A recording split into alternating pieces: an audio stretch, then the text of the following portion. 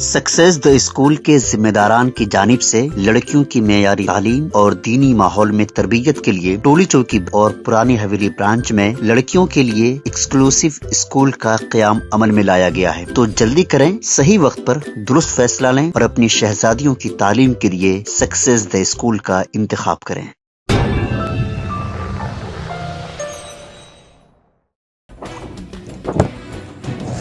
رمضان المبارک کی 27ویں شب یعنی شب قدر کو امت مسلمہ کی جانب سے جہاں ذکر و اذکار، نمازوں کی ادائیگی، تلاوتوں وغیرہ کا اہتمام کیا گیا، وہیں کچھ منچلے نوجوان راجندر نگر سے عطاپور جانے والی سڑک پر اپنے اور دوسرے راہگیروں کی جانیں خطرے میں ڈال کر موٹر سائیکل سٹنٹ کرتے نظر آئے۔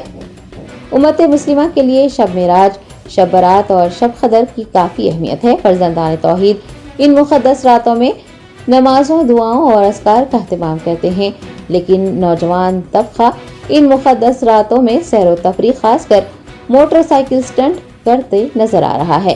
شب برات اور شب معراج کے موقع پر شہر کے کئی علاقوں میں نوجوان موٹر سائیکل پر کرتب کرتے دیکھے گئے تھے۔ گزشتہ رات بھی کچھ اسی طرح کے مناظر راجندر نگر عطاپور روڈ پر نظر آئے ہیں۔ نوجوان لڑکوں نے عبادتوں کا اہتمام کرنے کے بجائے موٹر سائیکل سٹنٹ کیے۔